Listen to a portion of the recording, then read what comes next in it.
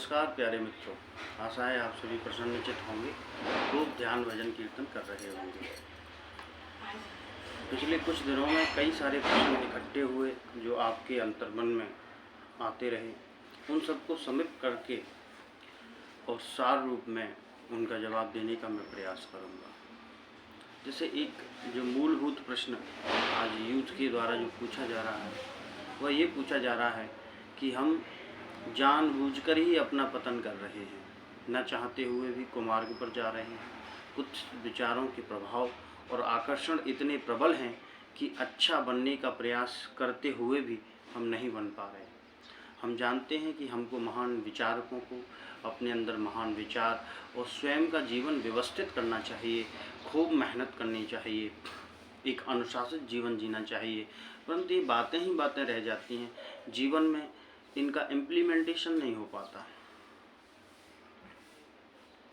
जीवन में इनका इम्प्लीमेंटेशन कैसे हो, जीवन में कैसे हम अनुशासित होकर कठोर श्रम के द्वारा न केवल अपने शरीर के स्तर पर बल्कि मानसिक स्तर पर भी एक प्रबुद्ध व्यक्ति बन सकें।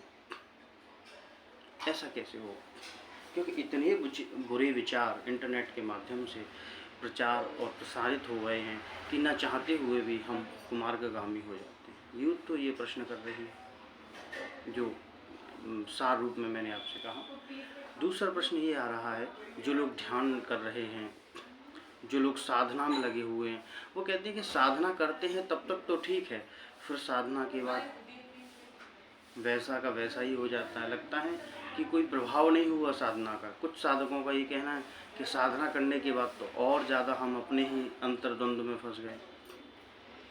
बारी बारी के सारे प्रश्नों के जवाब सीमित समय में आपको दिए जाएंगे। पहले प्रश्न का तो जो आशय मैं समझ पाया हूँ वो ये है कि हम सब शरीर धर्मी हैं। शरीर धर्मी से क्या मतलब है? शारीरिक स्तर पर ही तो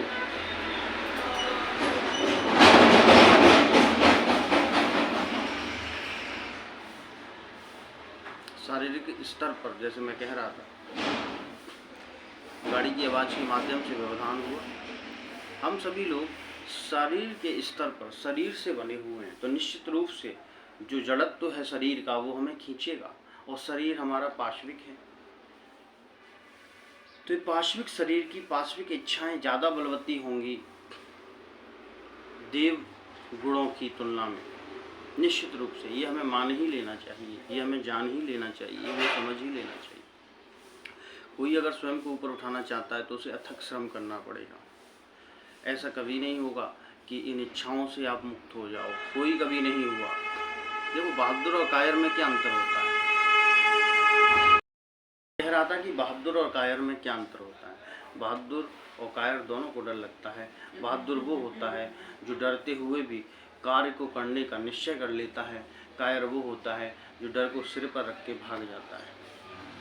तो जितने भी संत हैं, जितने भी महात्मा हैं, जितने भी ज्ञानी जन हैं, सबको काम, क्रोध, लोभ, मोह सताएंगे। ऐसा हो ही नहीं सकता कि ना सताएं, क्योंकि शरीर के धर्म हैं, शरीर के गुण धर्म हैं। लेकिन हमें अपने मन को ऊपर की ओर अगर अग्रसारित करना है, स्वयं को उत्थान की तरफ लगाना है, तो इन वासनाओं के परे सोचना ही होगा, तब ही कल्याण हो सकता है। वही प्रयास करना ही होगा। आपको देखना होगा श्रेय क्या है, प्रिय क्या है। जो प्रिय है उसका त्याग करना होगा, जो श्रेष्ठ है उसकी ओर अग्रसर होना होगा। इसीलिए तो बुद्धि दी परमात्मा ने, विमर्श रूपनी विद्या गिप्सी विवेका, कि what is right and what is wrong, सही क्या है गलत क्या है, इसमें चुन सकें विवेक के माध्यम से, फिर जो सही है उस पर दृढ़ बने रहें। और कोई तरीका नहीं। अगर लालच, लोभ, काम, क्रोध अगर हमें होते नहीं तो फिर आसान हो जाता, फिर मतलब ही नहीं रहता, दो कौड़ी मूल्य होता। ये सारी चीज़ें बनी रहेंगी, फिर भी हम उत्कृष्ट की ही ओर अपनी चाह बनाए रखेंगे। तभी तो भगवान कहते हैं, मनुष्याणाम सहस्त्रेषु कश्चिद् हतति सिद्धयो। कोई सिद्धि को प्राप्त होता है, क्योंकि सबको ही लड़ना है, और जो लड़ सका वही तो महान है। ये जो अंदर हमारे महाभारत है, इसमें हमें विजय रथ पे आरूढ़ होना है। अब पहले प्रश्न का समाधान हो गया। दूसरा प्रश्न था कि साधना करते हुए और ज़्यादा दुर्गति महसूस होती है, तो वो होगी ही। कहीं भी अगर हमें जल की अभिलाषा है और मालूम पड़ता है कि यहाँ जल है, तो खुदाई होती तो पहले सीधा जल स्रोत थोड़ी फूट जाता है। कंकड़ पत्थर नाना प्रकार के जो पृथ्वी के गर्भ में छिपे हुए थे वो उभर के सामने आएंगे।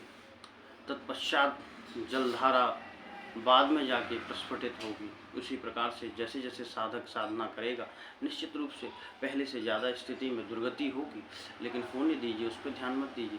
करते करते करते करते निश्चित रूप से एक दिन आप शांत सौम्य हो जाओगे। इसलिए अधिक से अधिक भजन कीजिए, भगवान का स्मरण कीजिए, भक्ति कीजिए, ध्यान कीजिए और अपने जीवन को संभालिए। आज इतना ही। जय जय श्री राधे।